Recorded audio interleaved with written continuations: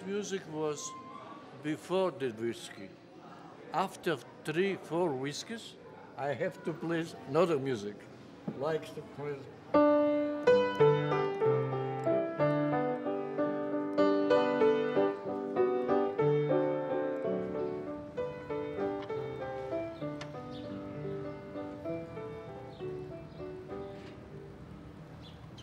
As the evening's whiskey glasses are cleared away at the King David Hotel, a new day dawns over the city of David, a city whose troubled 3,000-year history belies the serenity at Jerusalem's first luxury hotel. For world leaders, politicians and dignitaries, the King David has been the hotel to stay and meet in ever since its doors were opened over 60 years ago. The King David's guests and staff were uniquely placed to see and hear Israel's history in the making.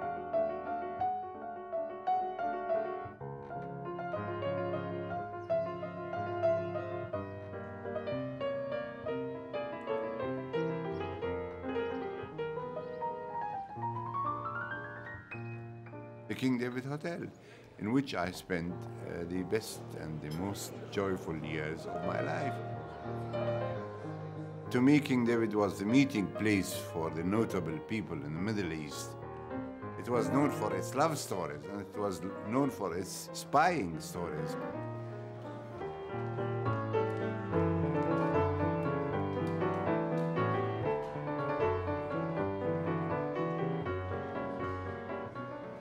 So you would like some apple juice? Yes.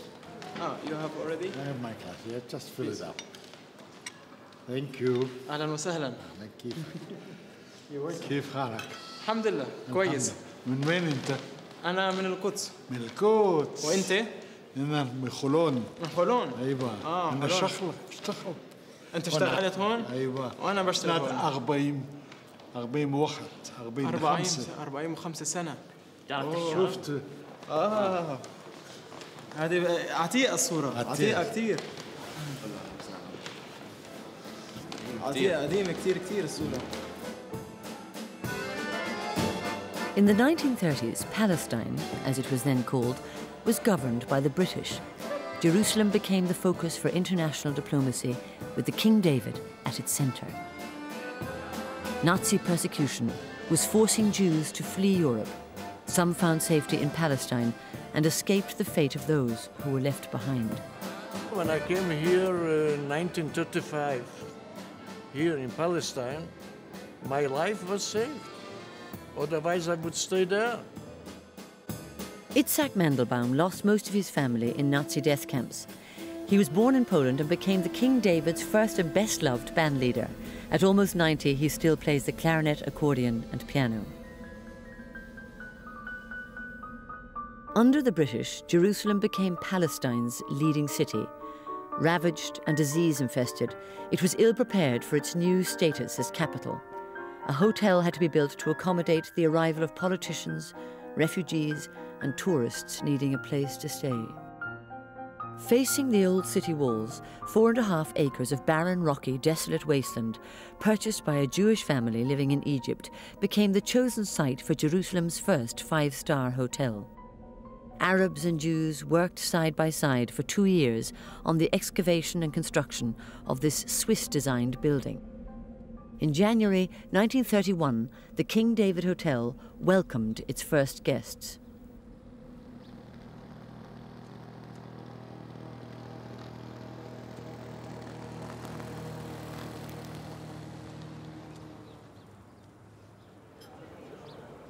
The hotel was a playground, was a big, giant playground for me. I loved to play in the garden. I was destroying a lot of it, certainly not contributing anything. We lived in the hotel. This was my home. My father, Andre Hamburger, was general manager of the King David. I feared him very much. He always wanted everything to be perfect in the hotel, so a little boy was always bound to be a problem. In the mid-1930s, the young Jacques Hamburger came with his family from Switzerland.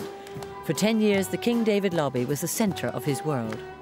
A lot of the guests were military people, full of uniforms and weapons and so on. And as a little boy, little boys are always fascinated by this sort of thing. Once upon a time, I was sitting down at the lobby, and I counted about 10 kings and generals and marshals roving around from one saloon to the other. Like King Zogo of Albania, Princess Amal Atrash of Syria.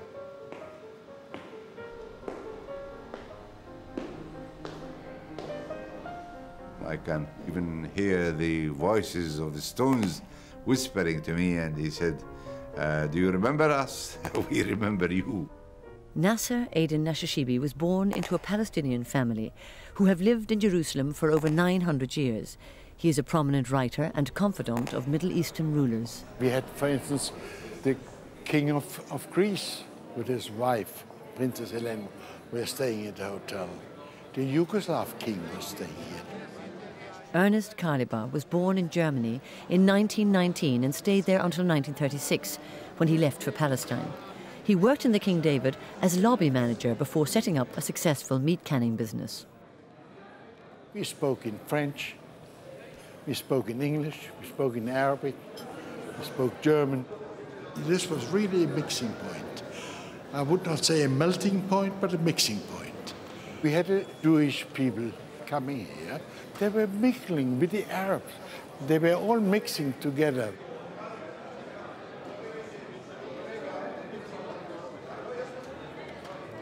In this corner, for instance, the Queen Mother of Egypt, she and her 3 daughters, they stayed here for 7 months.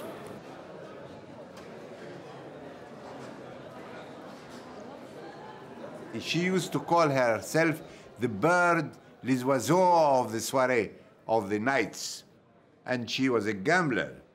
She used to go and gamble with a very famous Jewish lawyer called Levitsky.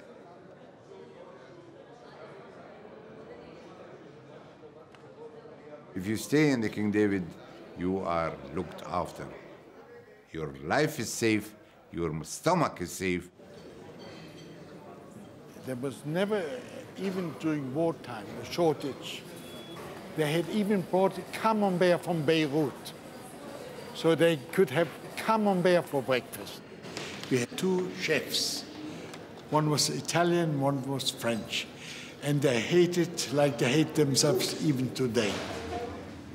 The French was the elder one. He was doing the buying. And one day I heard that he's buying camel meat. So I said, du chameau. Il said, tais-toi, imbécile. Il travaille depuis 1 an. Du chameau, il croit que c'est du bœuf. So the guests, the staff, and everyone was eating camel meat because the French chef wanted to prove an Italian doesn't know about cooking, about meat at all.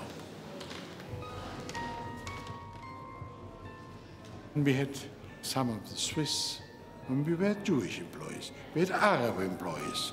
We had about 120 Sudanese staff, and we were here together. The Sudanese, they are very, very tall, black like chocolate people, very nice, with white dresses and a red strip on them. And they did the whole work. He's the manager of the waiters who got a ring in the nose. The Sudanese received £2 a month. I was paid that time £17 a month.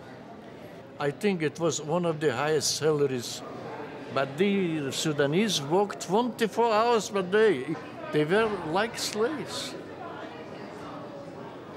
One of them, Salah, I liked him very much. He was engaged in Sudan for 3 years to serve in the King David, for 3 years.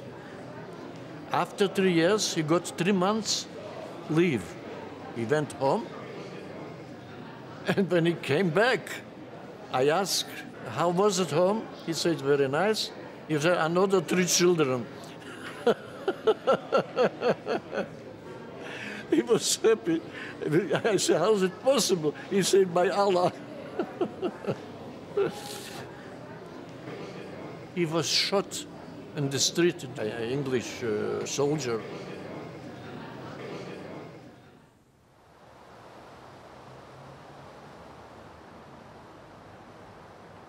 When they had their love affairs, they didn't have him downstairs. They only had him upstairs.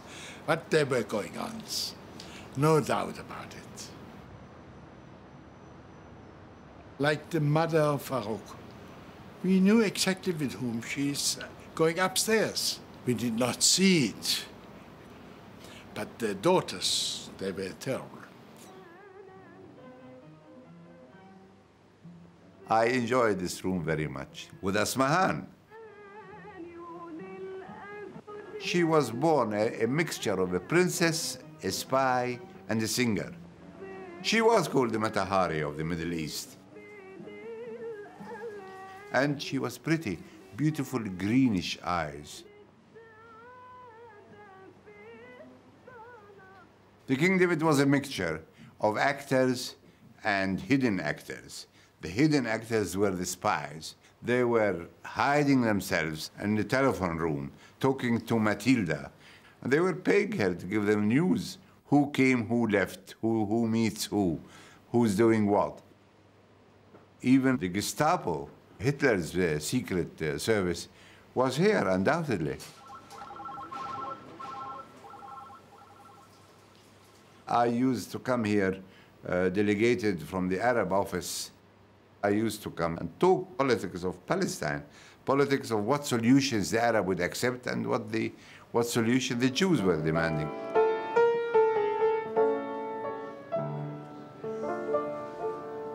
I would like to tell you about what is connected with this song. One day, I had a singer in my orchestra, the drummer, and he sang this in Hebrew. It was a Zionistic song. And then was a complaint from one of the Arab customers.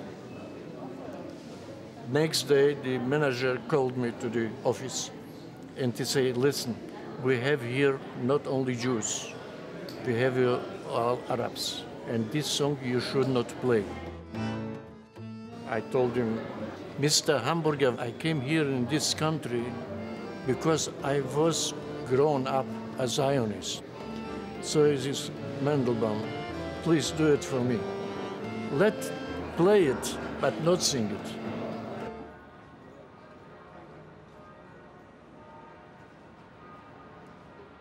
In 1936, the British moved into the King David Hotel. Their offices and secretariat were housed in the hotel's southern wing. At the end of World War II, anti-British sentiment in Palestine escalated and tension mounted between Arab and Jew. Jewish underground groups were formed to drive the British out of Palestine forever.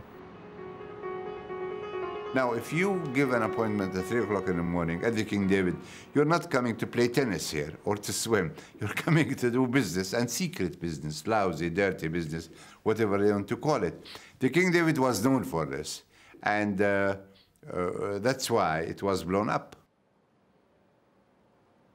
בגין נתן את ההוראה לבצע את הפעולה הזו, בגלל מה שההגנה ביקשה את זה, בגלל שהיו לה מסמכים. המסמכים אז התגלו בסוכנות היהודית, ואז הביאו אותם ללקון. כאן זה המקום היחידי שמחזיקים את כל הארכיון. Moshe Tanuri and Itzhak Zadok, fourth-generation Jerusalemites, joined the Jewish underground as young men. My commanders told me that I have to come and to dress beautifully. And for me, it was the first time in my life that I already went into the King David, into a dancing place. Sarah Agassi, born in Jerusalem in the 1920s, came from an Orthodox Jewish family. She joined the Jewish underground movement when still a teenager. I was very young and a little shy, but already I became in this place, so we danced.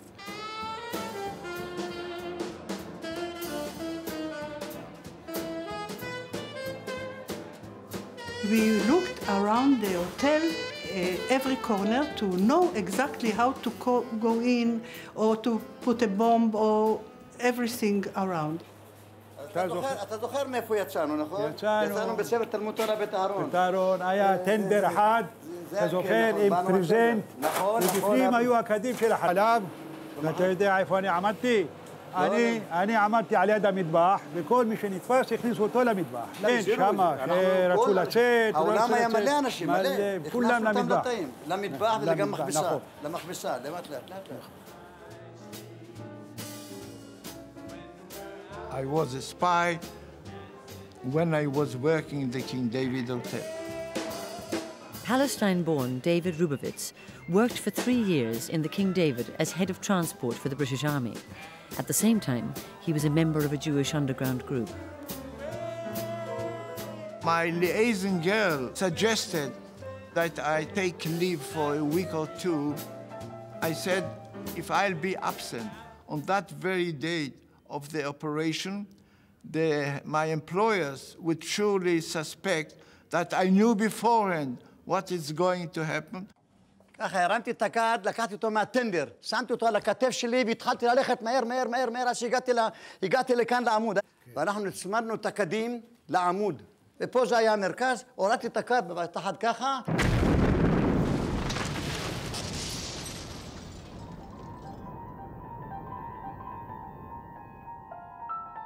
We had a terrific explosion.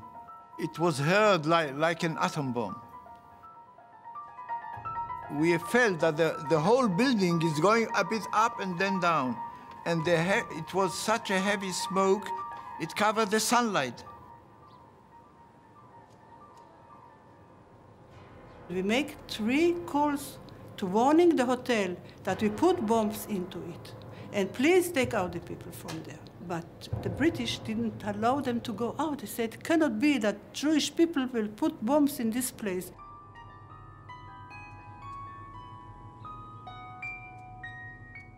By the afternoon of the 22nd of July, 1946, 91 men and women had died. Of these, 41 were Arab, 28 British, and 17 Jewish.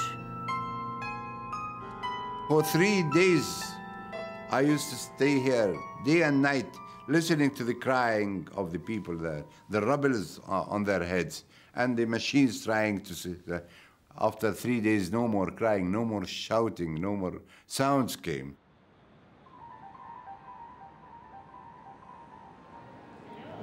I went to see, where is my clarinet?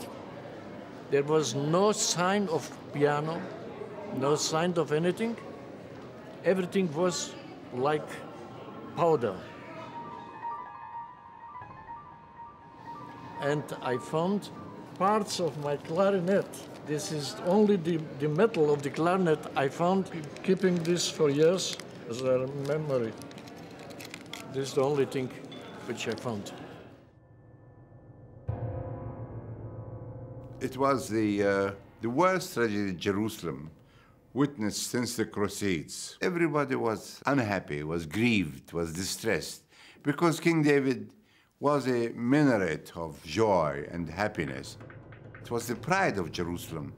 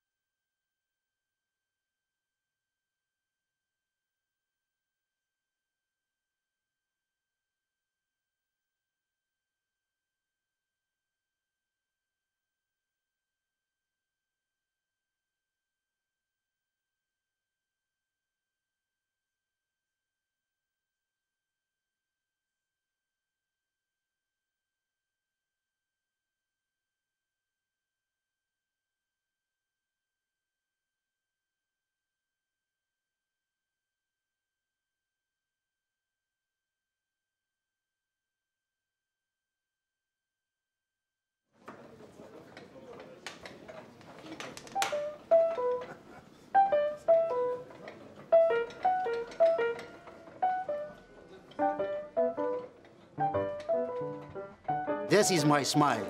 It's my commercial smile. A professional smile. Well, it becomes professional after so many years in this job. C'est ce qu'on appelle un défaut professionnel. Voilà. Non, mais quand même, but it's also your real. No, you it's give my, from yourself something. It you is my, smile to somebody. it is my real smile. When you see $100, you don't smile seriously? No, not with $100, even with $1 or without $1. So you do give you this smile. You start smiling like a traffic light. What we say, tamurim, like this. Well, after so many years. After nearly 30 years of British rule in Palestine, the United Nations voted in favor of a Jewish state. 6 months later, in the middle of May 1948, British officials took down the Union Jack, which had been flying over the King David Hotel, and left the country. On the same day, in Tel Aviv, the country's first Prime Minister, David Ben-Gurion, declared the establishment of the State of Israel.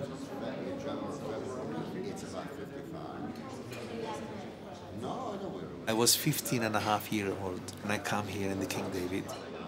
Mr. Mando Taraganov, he was the maitre d' of the hotel. He just saw me. He was afraid to see me, dirty boy. He said, listen, you go and wash yourself 20 hours at least, and just buy trousers and shoes and everything, and then come. I can't see you. Go immediately. David Nahama was born in Egypt in 1938 and came to Palestine in 1949. Nearly 50 years after his inauspicious start, he is now assistant head of room service. So I decide to myself, you know what? Presentation, it's your picture.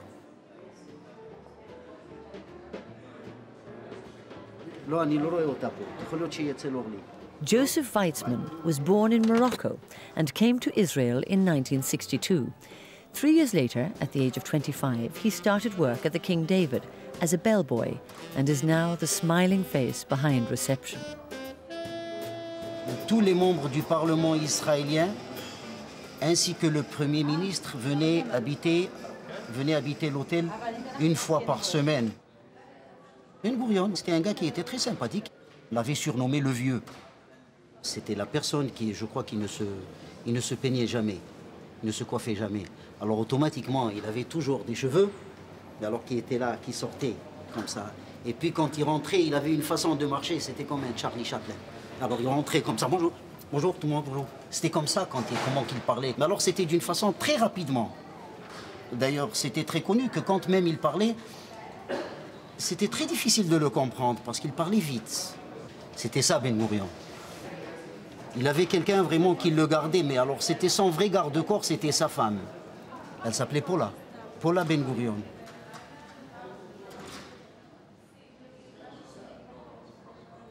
She called me first of all. She said, David, she knows him. She said, David, come here. You see these people? Why do they make so much noise? I don't know. This is not America here.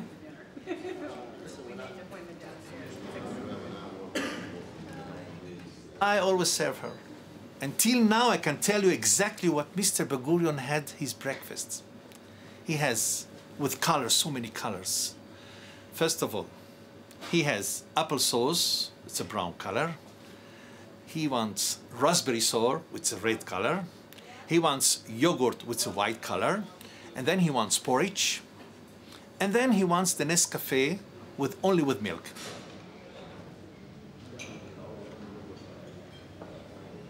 He was reading the newspaper without taking his eyes what he's doing.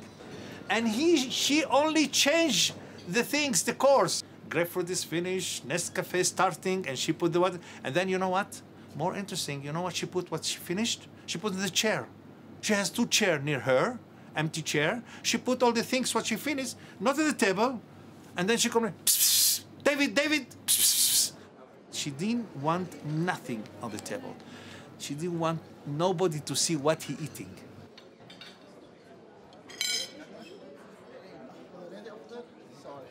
Between 1948 and 1954, the population of Israel doubled, causing food shortages and serious economic problems for the new nation. Austerity measures and food rationing had to be introduced.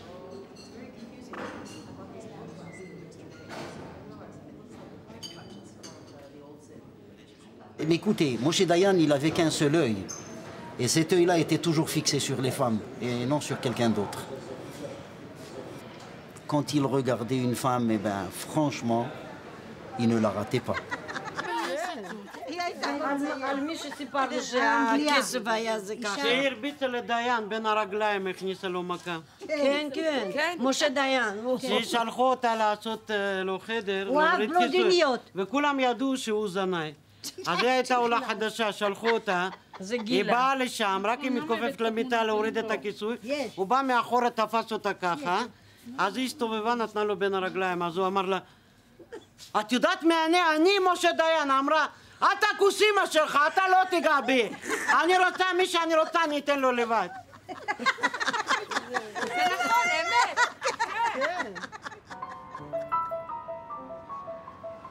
הוא רוצה 600 ב-600, 12. With the same red carpet, and this is where I was waiting for you. A long time ago.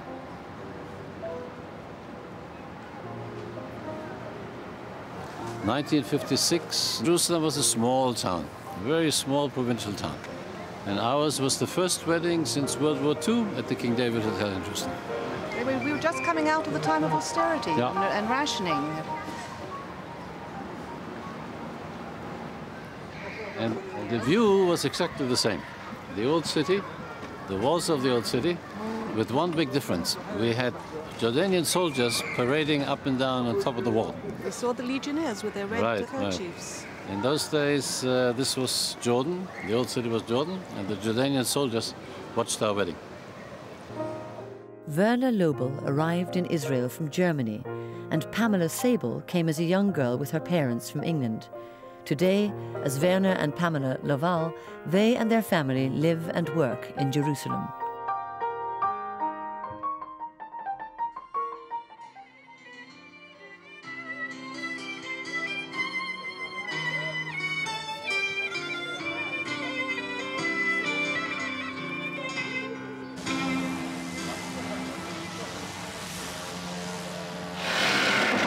In the late 1950s, Jerusalem, a divided city, attracted few tourists.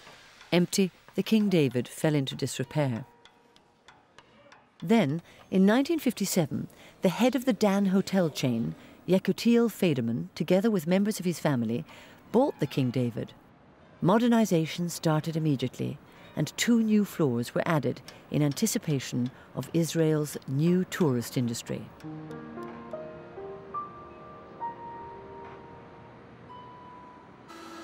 Staff were encouraged to discuss their feelings about the new hotel for the new state.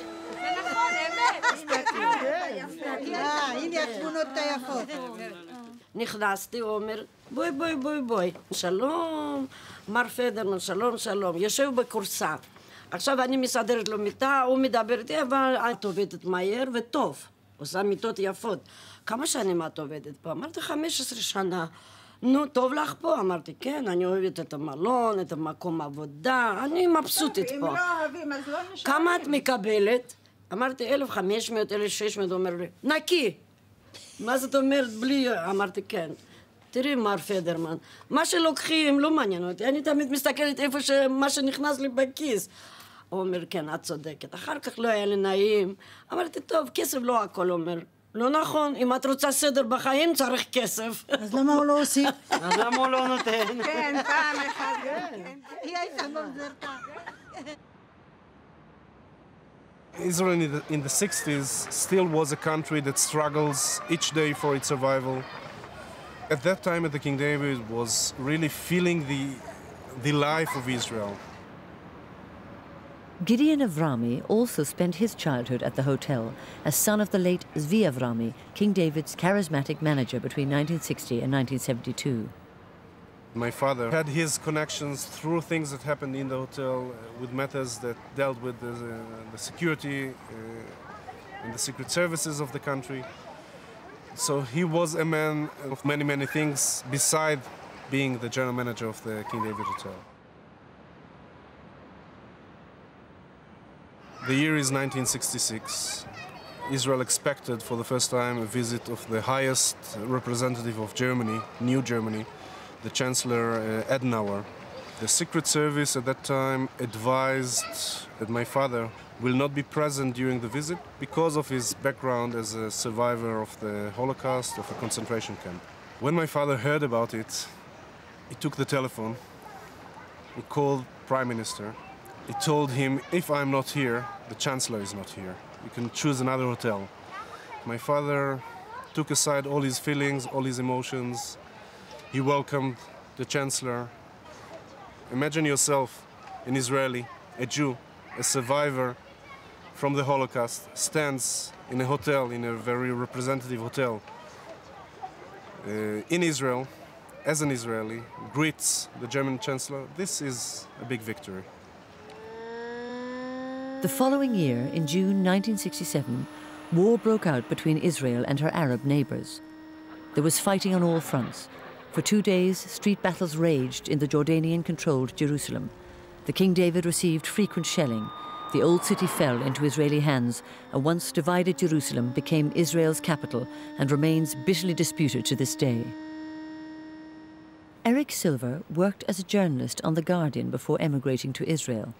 He is a regular visitor to the King David. The first time I ever stayed at the King David was about a week after the ceasefire.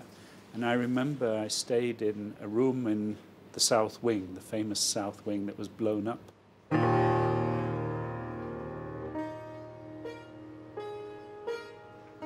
And I looked across southwards, and there was a constant stream of tens, probably of thousands of Israelis, just like a river flowing across, going to visit the Western Wall.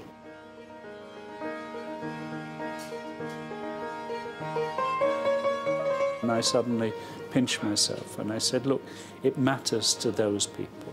It matters to those people because they're the same as you, they're Jewish. And I said, okay, I'm going to put my pen down, I'm going to go and see and join them.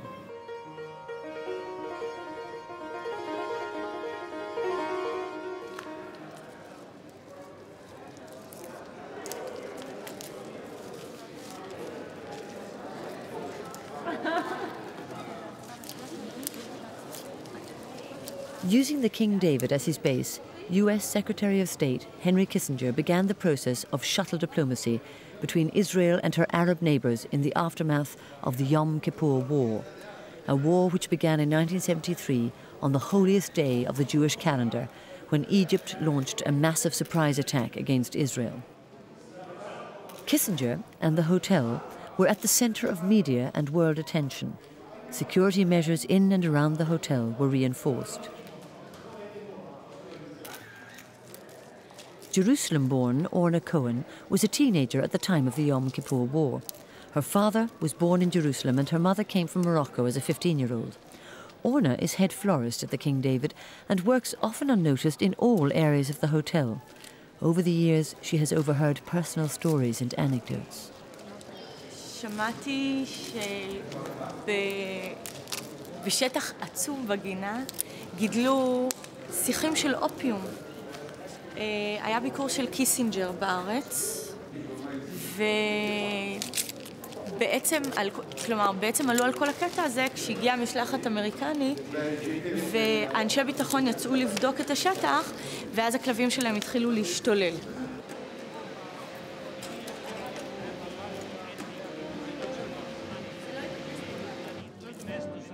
Avram Weiner survived Theresienstadt concentration camp and worked as a waiter at the King David upon arrival in Palestine.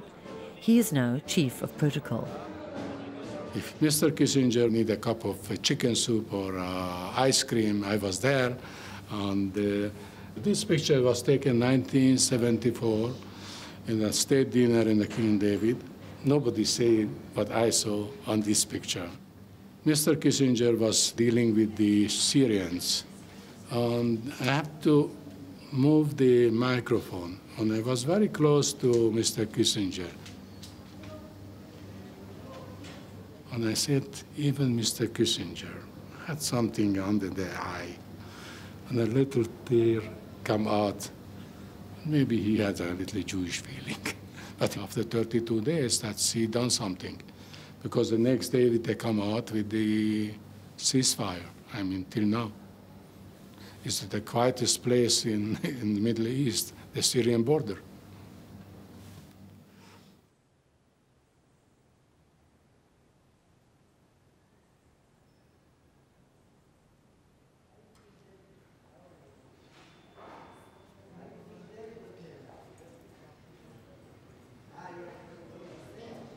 After leading the country for 29 years, the Labour Party, headed by Yitzhak Rabin, lost the 1977 election to the right-wing Likud Party, headed by the former Jewish underground leader who orchestrated the bombing of the King David Hotel. The victor was Menachem Begin. אני דייר במלון הזה 25 שנה. אני בכלל לא יצאתי מכאן. אני פה דייר קבוע. ומה ההבדל? אני אותו בן אדם, לן במלון המלך דוד, כמעט באותה מיטה. ואותו בן אדם קם בבוקר, מזמין עיתונים, מזמין ארוחת בוקר. כל העובדים במלון, כפי שאתה רואה אותם, כולם ידידיי האישיים. Depuis qu'il était membre du Parlement, jusqu'à ce qu'il est devenu Premier ministre, il avait toujours le même manteau.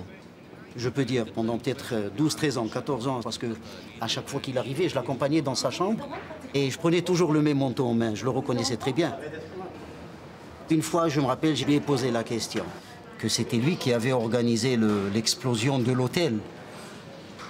Il a dit ce qu'on avait fait dans le temps, c'était pour tout le monde. C'était notre devoir à nous tous de faire ça pour pouvoir faire sortir les Anglais d'ici. Parce que les Anglais n'avaient pas le droit de rester. Et d'ailleurs, lui quand il parlait, il toujours levait les bras. Et d'ailleurs, ce que nous avons fait, c'était notre devoir. Et personne ne pouvait nous enlever cela. C'était sa façon de parler. Begin, c'était sa façon de parler.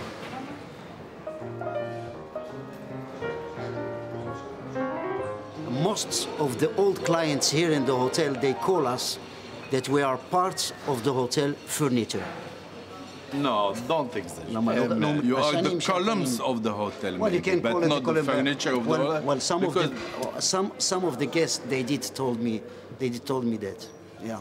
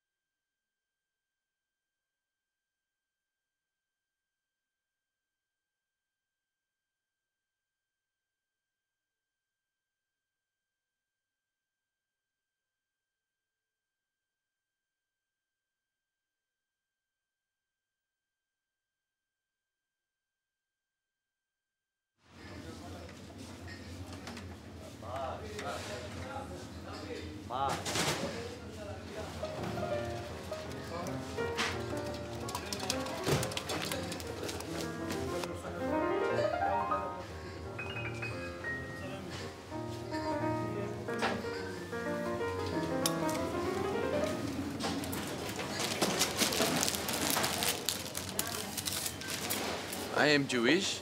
This is my friend Imad. He's a Muslim. And he worked in David 1 year. Muslim and Jewish, we are together here. The same. We're going to eat together, we're going to break together, everything. I come to visit him in his home. We hope to be good for everyone.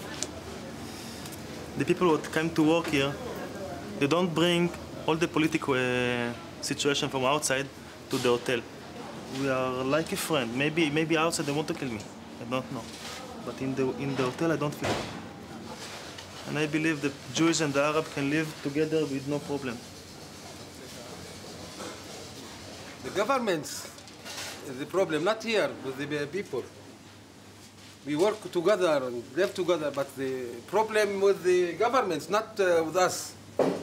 אם אני הייתי ראש ממשלה וכל אלה שהיו אצלנו היו מלצרים, אני הייתי מעדיף שקלינטון ישרת אותי, למה? כי הוא אדם נחמד וחייכן וטוב, והוא גברי ממש טוב.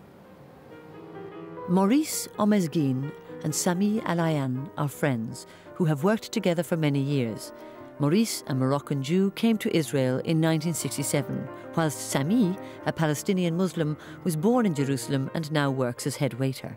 מה היית מעדיף אתה, סמי? הייתי מעדיף סאדאת. סאדאת, אללה ירחמו. אללה ירחמו, תעיש. בגלל שהוא אדם רציני, ואדם, יש לו, איך אומרים, יש לו, לא מפחד, לא פחדן, ולא, זאת אומרת, הוא בא לארץ, הוא עשה שלום, וזה משהו, בגלל זה, כן. November 1977. President Anwar Sadat surprises the world by declaring his wish to visit Israel on a mission of peace. So the manager called us and he said that we have a visit. Anwar Sadat, President of Egypt. It was something.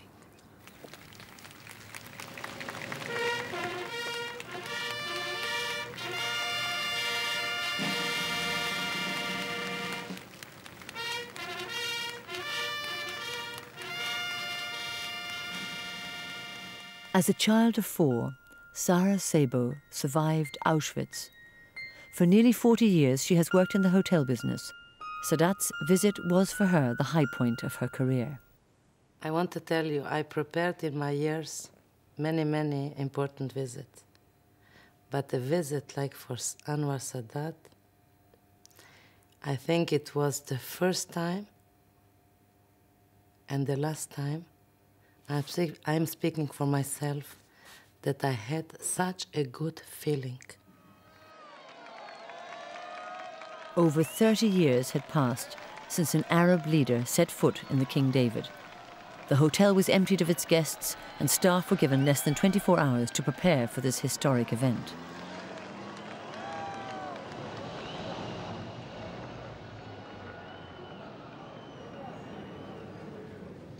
Despite working at the hotel for many years, Daoud Salman, a Palestinian Israeli, was told by the Israeli security not to work during the visit of Sadat. When Sadat came here to Israel, the general manager called me and he told me, Daoud, I'm sorry to tell you, it's not allowed all of you to work in these two days when Sadat came. I said, why? What happened? Sadat came for peace, not for war.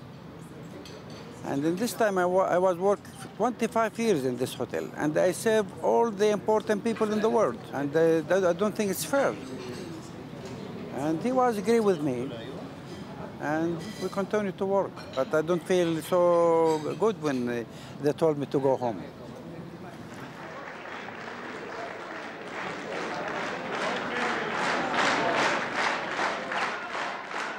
We couldn't believe it. We cried. We were so excited for Israel, for us, I mean. That thank God that peace is coming. כשהגיע סאדאת ובגין, אז הזמינו תה. אני מוזג את התה, והקומקום, היד שלי רועדת. היד שלי רועדת, אז בגין אומר לי, בני, אל תתרגש, זה רק אדם. ואחר כך הוא לקח אותו לחלון, אומר לו, look the old city. באנגלית אומר לו, תסתכל על שער יפו, על איזה יופי. היה שם שומרו של סאדאת והזמין חומוס. אנחנו באים למחרת, פתאום אני רואה כולם חיוורים, הולכים ובאים רופאים וזה. רופא ישראלי, רופא אמריקאי ורופא שלהם. הוא קבע את מותו שזה לא מאוכל ולא חשבו שהרעלנו אותו. אז בסוף הוא נפטר מהתקף לב, הביאו את ארגז מטען, אולי איזה גודל כזה, הגובה. שמו אותו בתוך מטען הזה, לקחו אותו מהמעליות, מעל הגג, הורידו אותו לכיוון השני לבריכה עם מסעית. ואף אחד לא ידע.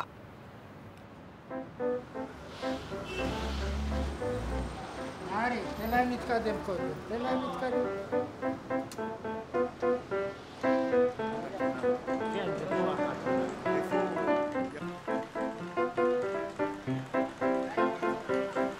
הוותיקים. מה שלומך? איך אתה? וואלה, טוב לראות אותך. It was the best, le meilleur.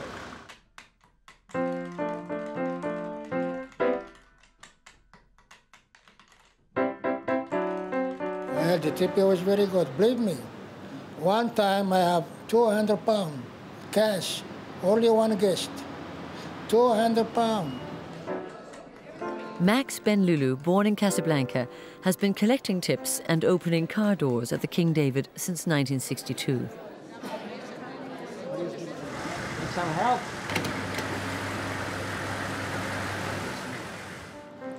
The best tip what I get was from the American ambassador, St. Louis. He gave me $150 tip. Why? I was nice to him. And tell me, have a good time, Harry. Hope I see you again. Harry Turner, born in Vienna in the 1920s, came to Palestine after the Holocaust and has been nice to people for as many years as Max. 28 years. We came here on a honeymoon, and they said if we come back every year, we will stay married, and we're still married. So listen to these guys. They do a great job. I got skin. I'm trying to get as handsome as you. I'm trying to get good looking. Be well. Be well. Good to see you.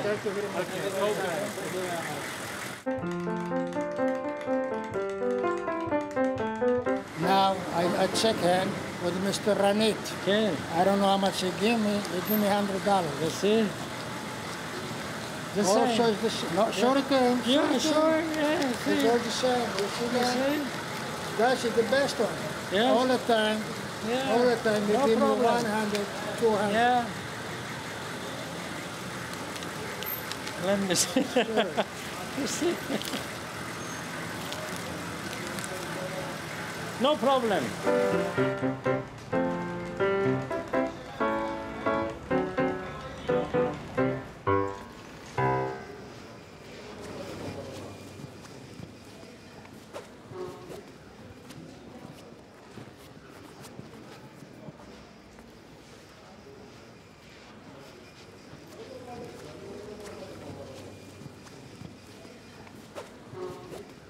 During the 1980s, the red carpet became a familiar sight in the King David as world leaders came to Jerusalem in an effort to solve the problems of the Middle East.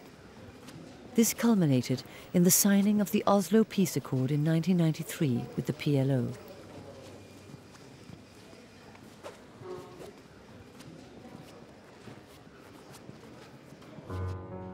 In November 1995, with the assassination of Yitzhak Rabin, dreams of a lasting peace in the Middle East were temporarily shelved.